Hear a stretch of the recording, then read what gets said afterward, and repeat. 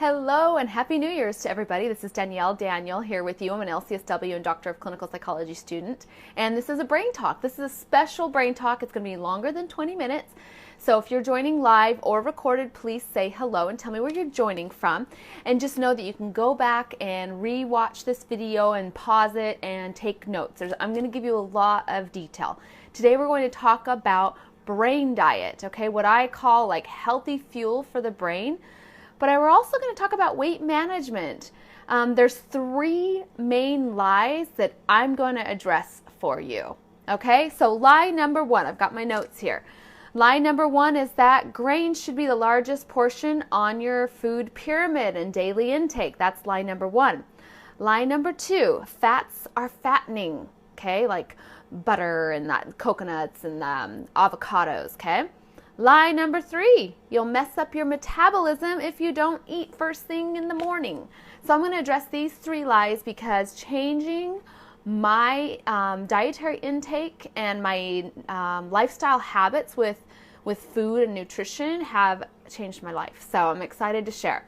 So first of all, we know that 40% of what we eat, nutrient-wise, goes and is used for the brain. That's a lot.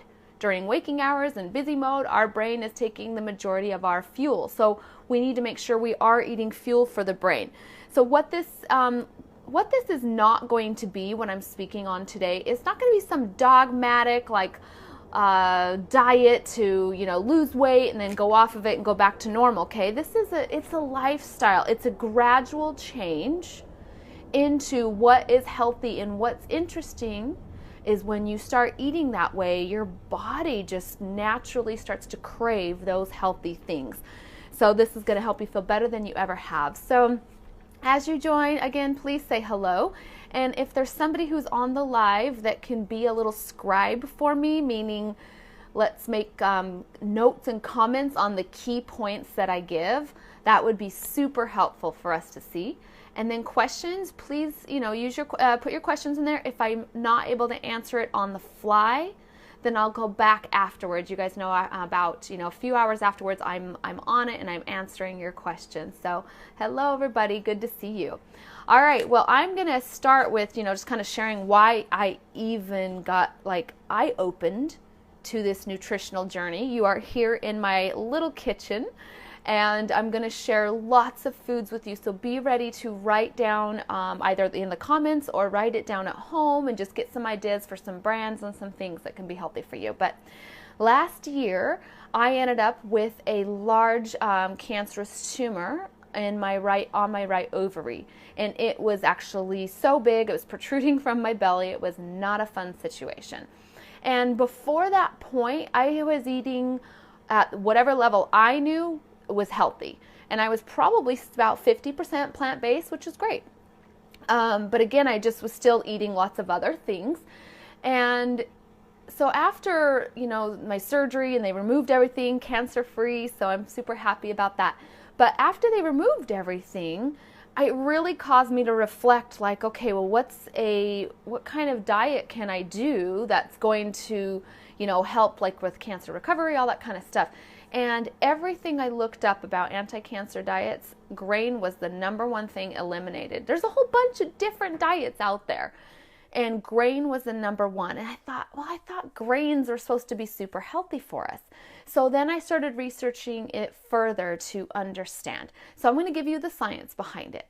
Now, what I am going to tell you that is not every single person is supposed to do the one exact diet. So again, people have different circumstances. There are different medical needs. So just know, for me, I don't follow one diet. I don't follow, paleo. I don't follow keto. I don't follow, plant-based raw. Like, I don't follow one particular diet. I follow Danielle diet. That's what I call it. It's my wow diet. Like, wow, it helps me feel like wow. And it helps me just know I intuitively have gone about what I should eat. And this has taken about a year. So after my surgery, I was kind of eating more like not eating things out of fear. And I was just like, I don't want to be back in the hospital. It was such a miserable experience that I was just like saying no to things for fear. And what happened was I felt, I kind of just got in a groove with it. But I went on a trip and it was a lot harder to stay to that like anti-cancer diet when I was on the trip. And because it was a motivation out of fear and not out of like conviction and faith, you know, like this is how I'm supposed to eat. It was out of fear. I wavered and I ate whatever on this trip. At first it's just a little, then you know how it goes. So anyway, ended up eating whatever, ended up gaining 6 pounds, and I just didn't feel good. And that's when I said, all right, I don't want to go back on this anti-cancer. I want to go on a Danielle like lifestyle, not diet, lifestyle. So I just decided I'm going to do my research, and I am going to prayerfully, not just because it's research, but I still am going to prayerfully go about and ask for divine guidance on how and what I should eat. And that's what I've come up with, and I want to share with you what works for me. And I want you to take this information, and a lot of it is science-based research, and I want you to take it and I want you to see how it can resonate in your life. Prayerfully ask like what you can do to slowly make changes if it's meant for you. And here's the key is it's not about eliminating everything all immediately and eating what you do have out of guilt. Okay, guilt is the worst thing. So just take the information, and thank you, Cindy, for typing that in, and prayerfully look at eliminating things one by one. And that's what I did, and it helped me, and now I just feel so much stronger. And I've lost like 6 pounds, which is awesome. Though everything that I gained, I lost. So here's the thing is taking one step at a time. And I'm going to show you at the very end of the video what I did. And I'm going to show you the foods. I have them out of my fridge right now, right here, to show you how I just one by one eliminated and chose something better the next time after I finished it. Okay. There were certain things I threw out, but we're going to just go about this slowly. Okay, so first of all, I'm going to look at my notes here. I'm going to cover with you dietary intake, intermittent fasting, and then supplements and essential oils. So this is going to be probably 40 minutes, okay?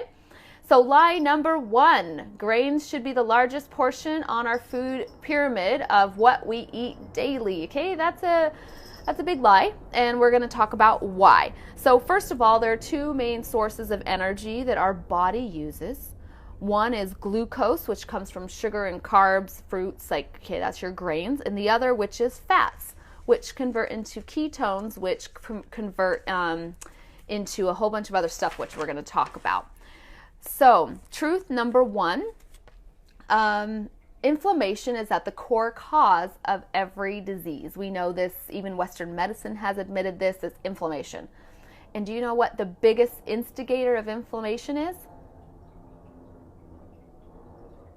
Gluten and carbohydrates, the biggest instigators of inflammation. So it shouldn't be, I'm not saying eliminate everything, just bear with me here, and here's my kitty cat wanting to see what's going on, but bear with me here. It is not supposed to be the main stake of your diet. I gotta move her, she's gonna jump on everything. Say hello, that's Miss Liberty. She's my cute little kitty cat who is very into everything. Here, let me put you up here, girl, so I can get her out. Ouch. Okay, just got scratched in the process.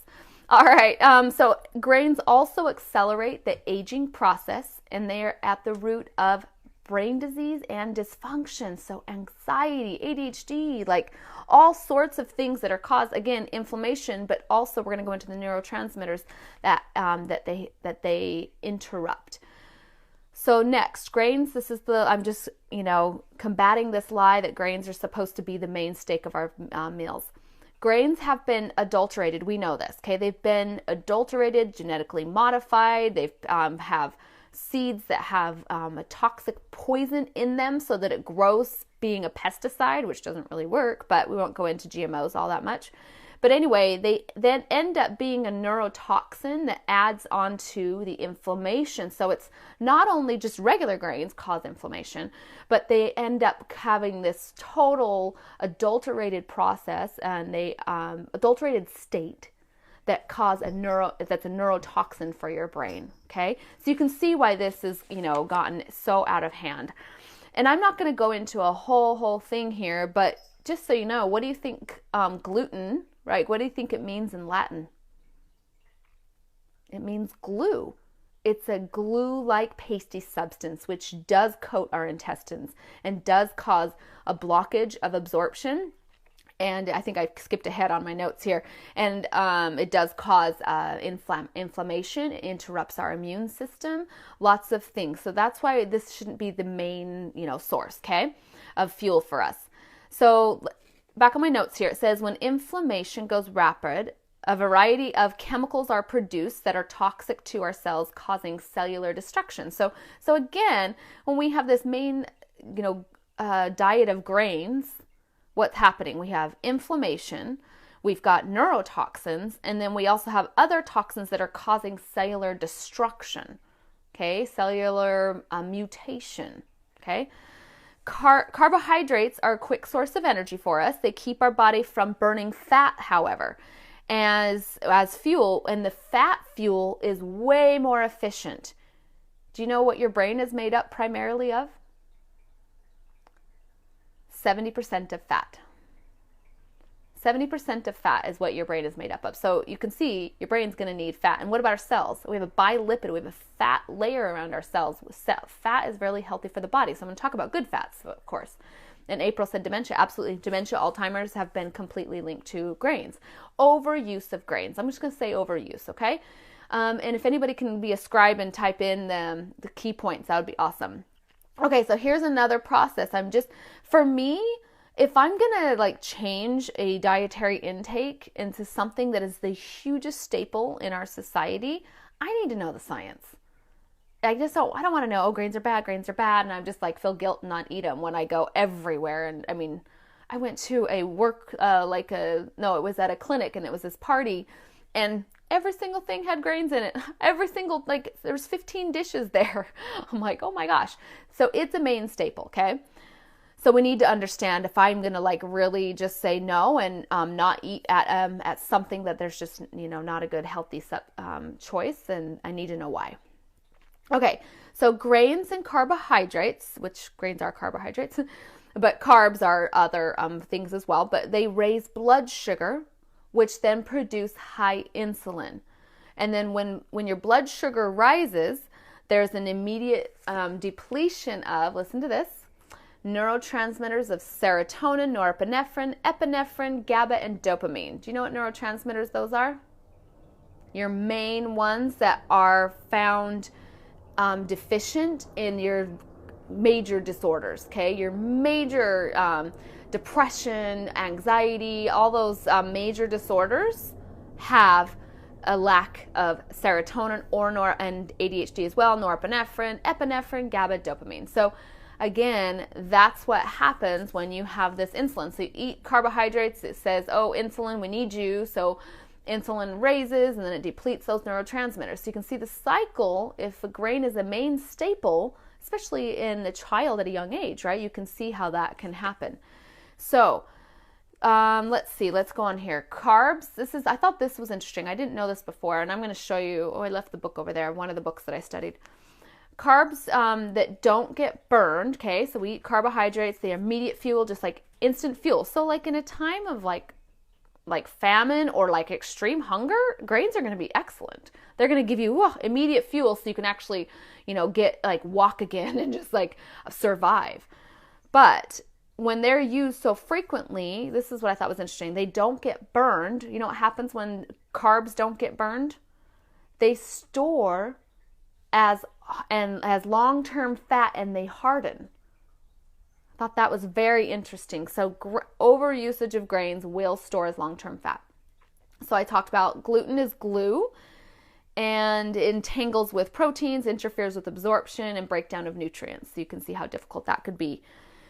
And then the other source of carbohydrates, we know potatoes are carbs, just again, I'm not saying you're not eating any carbs. It's just, it shouldn't be a main staple, right? In fact, I stick to about under 40 grams of carbs a day.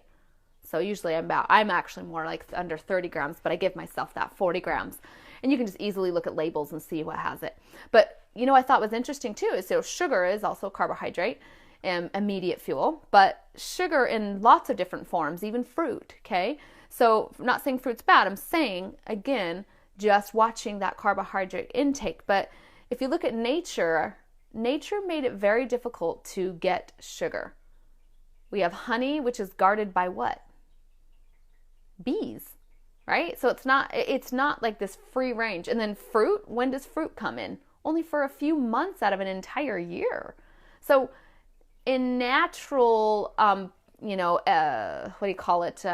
Natural path of life, you're not going to see sugar as the easiest thing to access. And that's why I think, that was pretty interesting. Okay, so now let's go in. So that was lie number 1. Grains should be the main staple. Grains should not be the main staple, and you will notice a huge difference when you start making this shift. Lie number 2 was that fats are fattening. So I'm going to talk about fats that are not fattening, actually. 70% of our brain is fat, and it needs fat to survive. Good fats. So good fats come from omegas. I've got some omegas here. Okay, you need omegas, monounsaturated fats, which are going to be your nuts, olives, avocados, and things like that. Fish has a lot of omegas. Eggs are actually an excellent source. Again, and I'm going to go into a little bit of dairy here. I know there's different positions on dairy, and especially if you have a child that is very sensitive to casein. So, but on a general whole, if you think about, like, especially even the, evolution of life, what do people, like, this is what helped me. I was like, okay, people back in, let's just say the 1600s, what do they eat? They grow what they eat, but they also usually had an animal for sustaining them, but not the meat. They didn't sustain themselves if they killed just for the meat. They ate the meat sparingly, but they would have what they could make from animal, from the cheese. And again, so when I'm talking about any dairy products, I'm talking grass-fed, okay? I'll show you my eggs that are corn and soy free, okay? So grass-fed, corn and soy free, non-GMO, like you have to make sure everything's like really pure, pure, pure. So butter that is raw, that's what I buy, and grass-fed. Okay, so again, just when we're looking at the dairies, which are eggs, whole raw butter, whole raw cheese, again, just making sure these things aren't pumped with antibiotics or hormones. That's a given. Anytime I'm talking about dairy, I'm not talking about anything that's touched genetically modified food or have been fed just like hay or stuff or grain, for example. Okay. So let's talk about fats, back on that. Every single cell in your body requires fat and is comprised 50% of fat on that cellular membrane. We know we've got a bilipid layer. Lipid is fat. So bones, I thought this was interesting as well. Bones require saturated fat as well to assimilate calcium. So once I switched my diet and eat more fats than I do carbs, oh my gosh, I love it. I get to eat really yummy stuff too, but I also feel better, and I have lost weight, which I think is really cool. Thank you everybody for typing stuff in. I really appreciate that. Okay, I thought this was a funny fact. The fatter you are, the smaller your brain is. And what is the most fattening foods we have? Do you know? Grains. That's the most fattening foods, not fat. Okay, so like your cake, you think of cake, it's grain. That's more fattening. So what happens is, let's see, grains, what did I say here? It converts to glucose and start as hard fat, and it's inflammatory, so inflammation, which makes you bigger as well. Okay, so the best diet to manage weight is actually a high-fat, low-carb, and like I said, I do under 40 grams a day of carbs, so just choose what that is. The beauty of it is as far as calories, we eat on a general whole, because carbs are so high in calories, we eat at least 500 grams more. And the reason being, there's a whole process here. What's happening? We're eating more carbs, which actually turns off or blocks, we'll just say, I'm going to go into that in a second, the hormone that tells you you're full. But also carbs are higher in calories. So when you start restricting carbs, right? When you start doing that, you actually restrict your calories, which, doesn't take too much of a scientist to understand. Caloric restriction, you lose weight management. Okay, so let's go to this next one. With high fat and low carb, you reduce your calories by 30%, which just aids in natural weight management, which I have loved. I will tell you, I have always been a small person, but I've definitely always carried and I would say it's like an inflammatory type weight around, not so much the midsection as the thighs and hips and stuff. And ever since I started doing this like lifestyle, it's been about 4 months now that I've been really good on it. I have felt so energized by it, and I've lost 6 pounds, actually more like 7 now. But what's interesting is I feel so much thinner than I ever have. And I'm only 6 or 7 pounds thinner, but my body just feels like I definitely was having some love handles. They're gone, which is awesome. But my body just feels so much healthier and so much thinner. I fit in my clothes better. But I just feel more muscular, which is really cool. And I haven't done any extra working out. I will tell you that. That is necessary. I'm only starting that just this January. Okay, so I'm going to go into the foods. Let's see. Let's go into intermittent fasting. So lie number 3 is that if you don't eat right away in the morning, you're going to mess up your metabolism. Okay, that's a big fat lie as well. What actually controls your metabolism is leptin, which also is your major, hormone controller as well. I think I wrote leptin over here, so let me look at my notes. Here it is. Leptin is at the core of your metabolism, and it can only be produced by diet and sleep. Sleeping 8 hours, and then not carbs are what interrupt. Anything sugar or glucose based interrupts leptin. So only produced by eating a healthy diet, and that's fats. Fats help it. Leptin, it says, controls, I wrote down, our hormones, all of our energy stores. It also controls inflammation. It has a powerful influence on emotion and behavior. So let's talk about intermittent fasting. How many of you guys have heard of or done it or curious about it? So there's lots of research out there. I'm only going to go into a little bit here. But intermittent fasting, when you're looking at like a regular fast, like let's just talk once a month for at least 24 hours, okay? You can still drink your water. Generally, you would start that 7 p.m. in the evening and go till the next evening. I've also done it until the next morning. So if I do Saturday night at 7 p.m., I eat Monday that next, and so it's a little more than 24. What happens is it allows your body to go through all of those stores, right? All of those glucose, all of those fat stores, and it resets. It causes a rebalance in neurotransmitters as well as spiritually. I do it for spiritual reasons too, which I love. I skipped ahead, let me tell you. So while you're fasting, your brain uses first your easy fuels that are stored, and like glycogen, and then once those are depleted, it causes our metabolism to shift. So the lie here is that you need to eat so your metabolism, it's not true. You eating so much actually never allows your metabolism to shift. So metabolism, once it's used up, just immediate fuel, it then will shift and go to long-term stored resources, and that's going to help cleanse those cells, cleanse your body.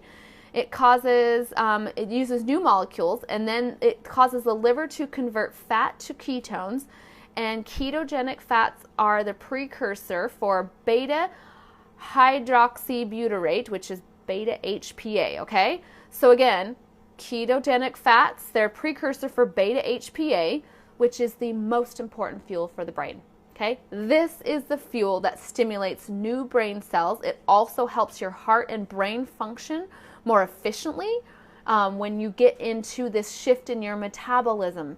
So can you see how important this is, like to do this at least once a month? And then I thought this was interesting. Certain tumors and cancer are fueled by glucose. And this is very true. Do you know why they do PET scans? Do you know what they make you drink before you do a PET scan? A huge radioactive glucose drink. That radioactive glucose then binds to cancer receptors. I've got a cat, it looks like it's going to jump on me. Binds to cancer receptors because of the sugar, right? Sugar receptors in cancer cells. And then what it does is it highlights it on the PET scan because they're using this radioactive glucose, and it's like, oh, those sugar goes right to the cancer, and you can see, oh, you do have cancer, or here's a big mass here because all of that radioactive sugar is on that cancer site. So, where was I going with that? Okay. So again, that's getting rid of that glucose from the system and allowing your metabolism to shift so that it can produce leptin.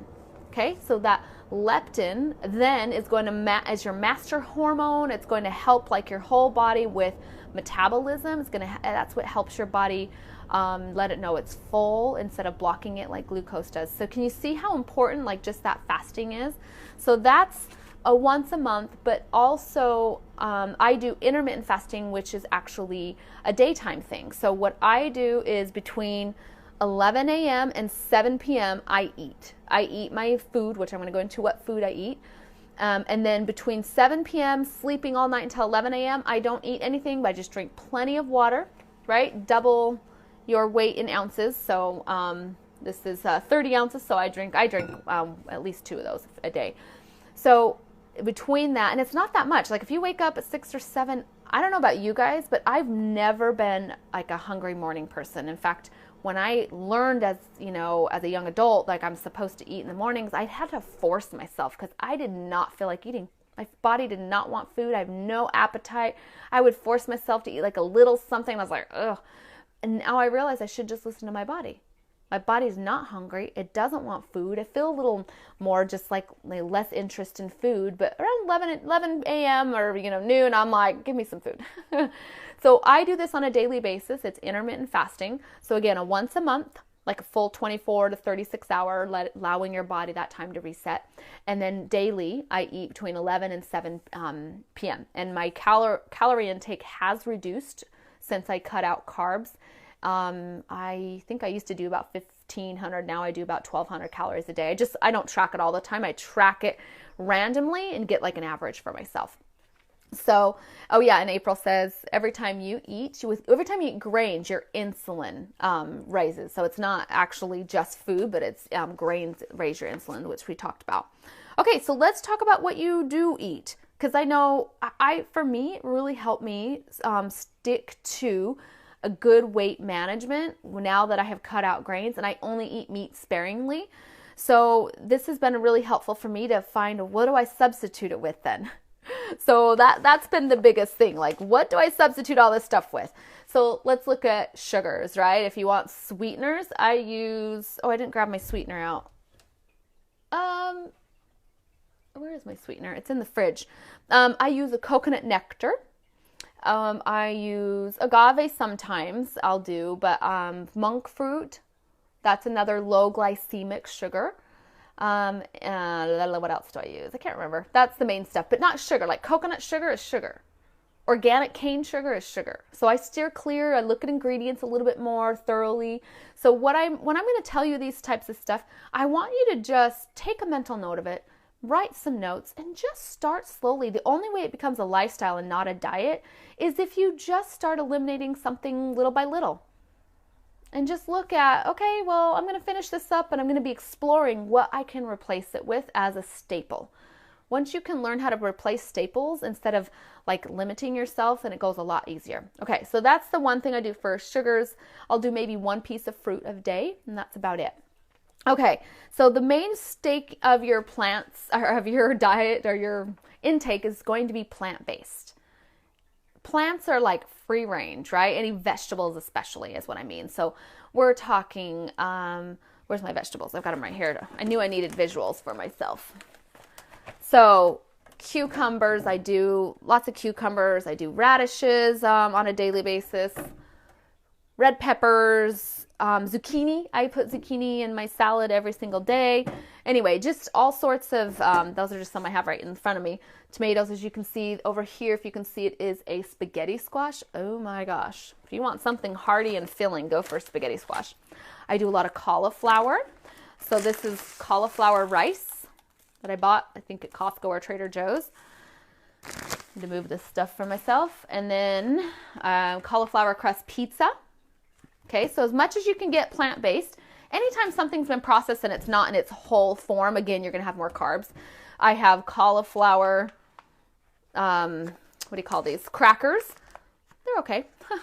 But it's nice if I ever feel like I need a cracker and cheese or something.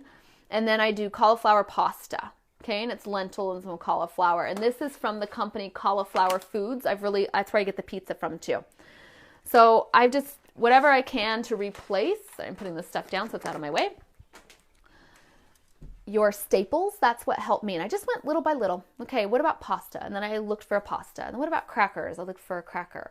And what about, this or that? So pizza, stuff like that. So I just replaced it. Okay, so that's the main thing, is plant-based. And the second thing, and then carbs at 30 grams. So whatever you do choose, I steer clear of gluten for sure.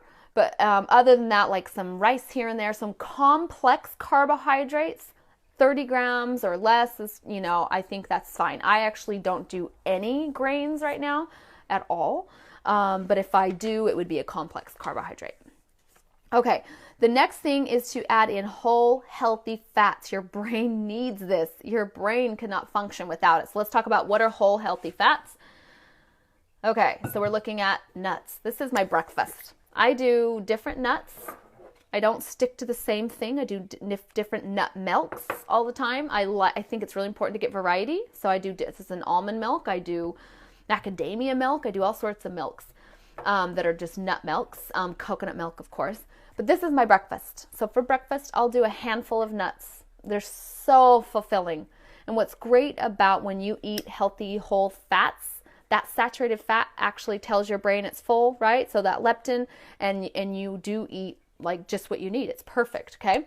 So just mix up the nuts. That's a healthy fat. I do nut butters, and I have different ones. This is a sprouted sunflower seed butter.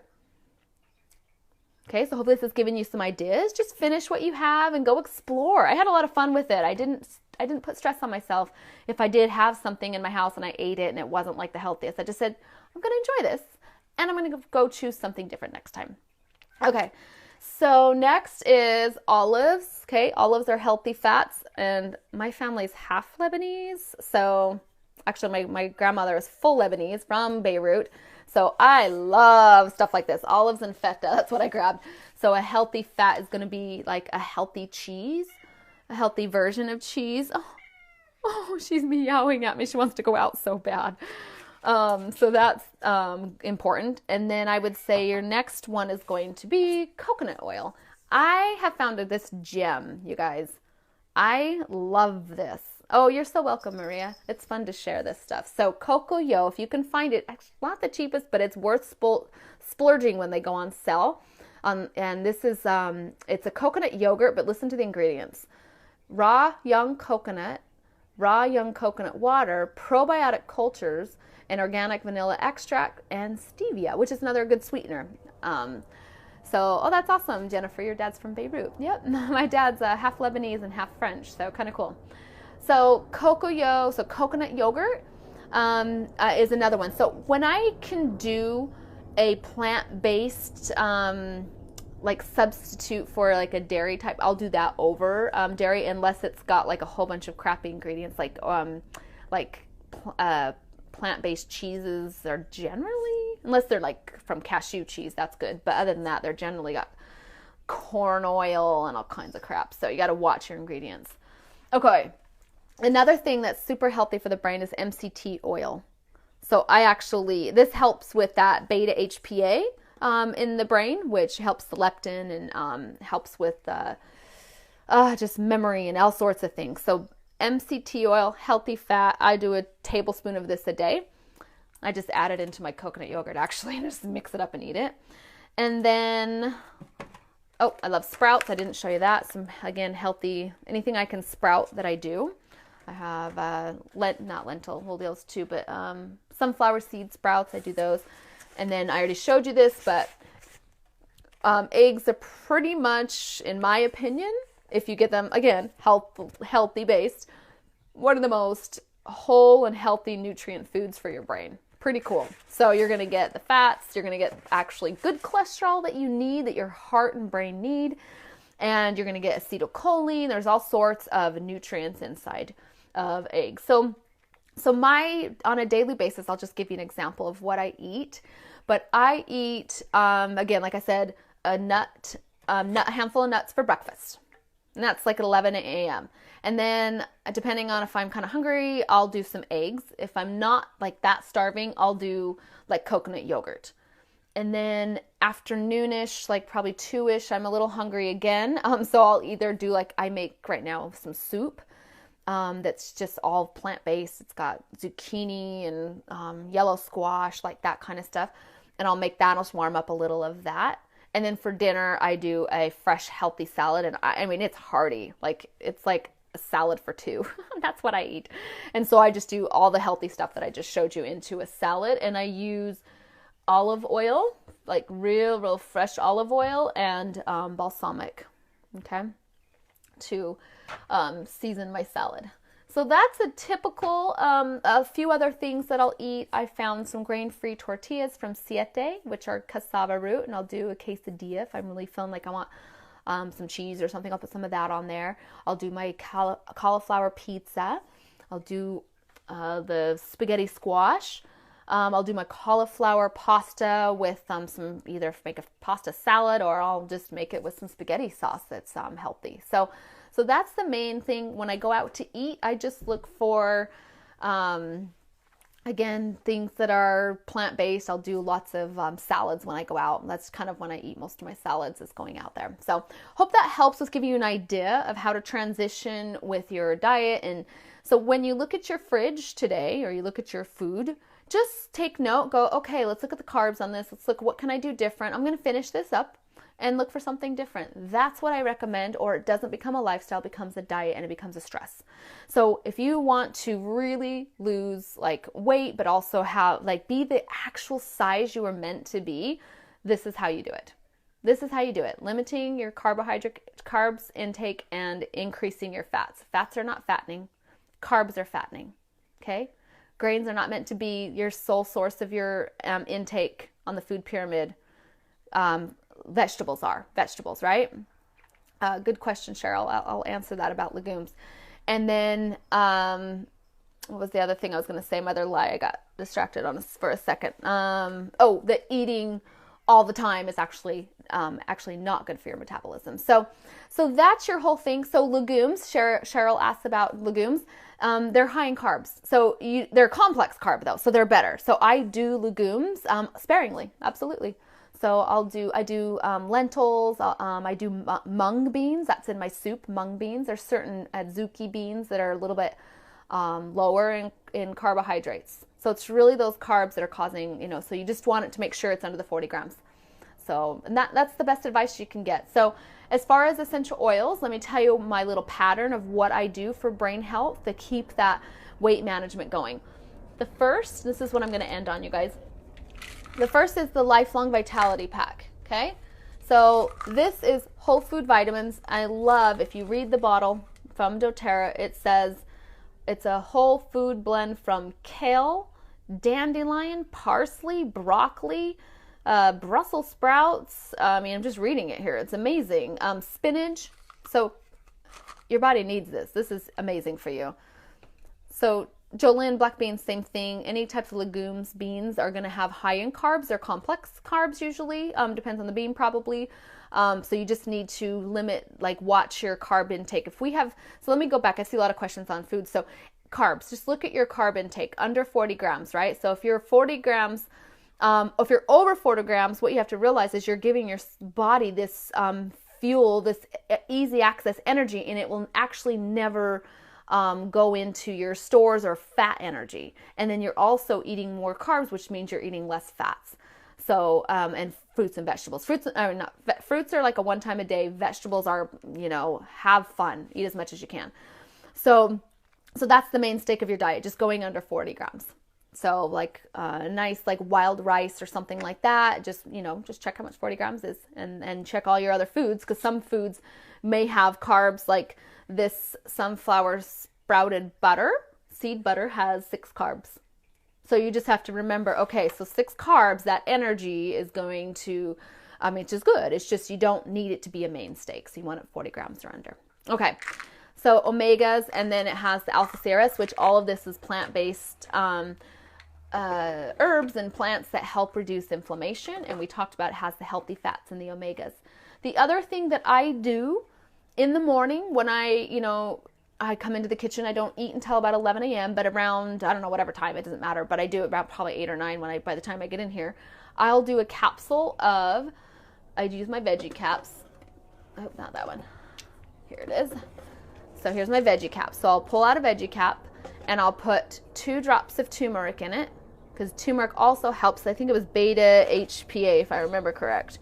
Helps with the inflammation as well. So I do turmeric, and I do 2 drops of turmeric, 2 drops of pink pepper, and then I'll do about 4 to 5 drops of a citrus. Right now I've been enjoying green mandarin, so I'll do that one. I'll change it up, do grapefruit or lemon for sure. It was one of my favorites. And I'll do a probiotic. So I take those on an empty belly. So again, because turmeric is a prebiotic, and then I take my probiotic, and it really helps set that gut up while I'm in that fasting mode. It's non-caloric, and then again, it just is replenishing your gut probiotic system, which is huge. So anyway, hopefully you guys, I'd love to hear what you got out of this. And again, just go ahead and feel free to ask your questions. I'll go back. Yeah, Carrie, I haven't tracked macros, but it's not a bad idea. Like I said, I'm just kind of doing what I felt was good for me, and I'll track my calories and my fat intake and all that stuff on a, couple times a week basis, just to check in. And I eat pretty typical. I don't branch out very much. Unless I go out to eat, I'm pretty much eating the same thing every single day. So anyway, what I'd love to hear is, once you start, give yourself a few months of eliminating and changing things and switching up that grain so that it's way less in your diet. You're going to notice it's not the easiest. They're pretty much a staple across the board. But if you can start to do that and let go of it, here's what I've noticed. A, I have way more energy. B, I've lost weight. C, I'm trimmer. And then the last thing that I've really noticed is emotional benefits. I don't feel the emotional need to eat. I have allowed myself, I've noticed here, I'll share one last thing with you. It's kind of personal. But when I travel, I noticed I would go into this almost like a fear and lack, okay, I don't have my normal food. I'm out of my environment that's controlled with being able to eat healthy. And so I know I'm okay, I'm going to eat whatever I can, but I get into this mode of fear, oh my gosh, I might not have enough food. I'm going to be on another flight for 5 hours. I got to eat, and I would just go into that type of an emotional eating mode. And what I've noticed is, since doing this and realizing how healthy it is to go without calories for an amount of time, I'm not impulse eating. I don't have that emotional need. I just trust. It's okay. If I'm going to be somewhere and I'm a little hungry, it's actually not bad for my body to feel hunger. I'm not going to die. I'm going to be fine. But I prepare, I bring a little bar, if anything, or I just go, I'm okay. And it's emotionally has helped me with cutting out that emotional need to eat. So really cool benefits when you do this. Again, it's that leptin that helps control those hormones, which help control that brain signal to tell you you need to eat or not. And if you feel a little hungry at first, it's that initial, your body's like, we just used up the carbs. We need carbs. And once you can push through that and allow that hunger with that fasting period, your body doesn't feel like that anymore. You just feel like you can eat just enough, and it's good. I eat way less, but I am so full. Yesterday, I don't even know what it was that I ate. I was just eating my normal stuff. I was so full. And I was going to make a pizza, my cauliflower pizza for dinner, which is kind of filling. And I was like, I'm too full still from my lunch. I had coconut yogurt and some nuts and stuff. I was like, I just want a salad. So it's interesting that your body just shifts to needing less, and actually, because it's getting a more fueled source. It's getting more fuel rather than we need a whole bunch in order to get the fuel that we need. It's getting such a high super fuel, it doesn't need as much. Does that make sense? All right, everybody, have a wonderful, wonderful New Year's. Thanks for being here with me live and hearing all about a new year, new you. I'm really excited to hear how this changes your life, how it changes your health, how it changes emotionally for you. It's been super beneficial for me.